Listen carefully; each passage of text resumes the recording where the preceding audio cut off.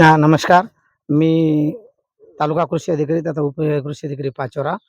आज या ठिकाणी एक वृक्षारोपणाची किंवा बीजरोपणाची मोहीम सुरुवात करण्यात आली आहे. आपल्या उपविभागाचे प्रांताधिकारी आदरणीय भूषणजी आयरे सर यांनी एक टास्क आम्हाला दिला.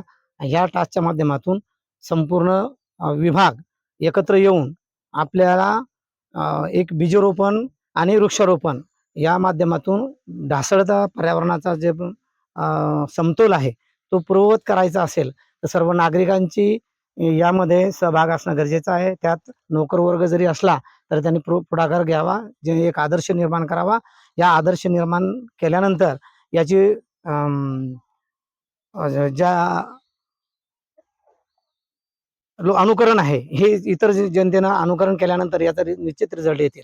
याचा मूळ गाभा असा आहे की आता सगळेजण वृक्ष लागवड करायचं म्हणतायत, पण प्रत्येकाला वृक्ष उपलब्ध होतील किंवा झाडं उपलब्ध होतील असं नाही.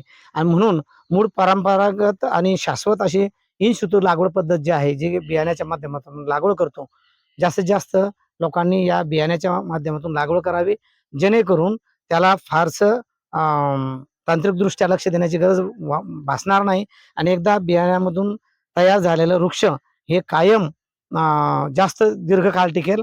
त्याची वाढ जोमाने होईल आणि त्याला पाण्याची गरज पण भविष्यामध्ये कमी भासेल. जेणेकरून आर्थिक भार कोणत्या व्यक्तीवर राहणार नाही आणि जास्त खर्च करण्याचा गरजही पडणार नाही. आणि आपल्या या भारताचं एकमेव जे कडुलिंब आहे, जे औषधी वनस्पती आहे, ते सगळीकडे आपल्याला आज बियाणे मिळत आहे. आज खरीप हंगामाच्या तोंडावर जांभूळ आहे, आंबा आहे, त्याच्यानंतर कडुलिंब आहे. मोठ्या प्रमाणात बिया उपलब्ध आहे. जिकडे जाल तिकडे झाडाच्या खाली बिया पडलेल्या आहेत.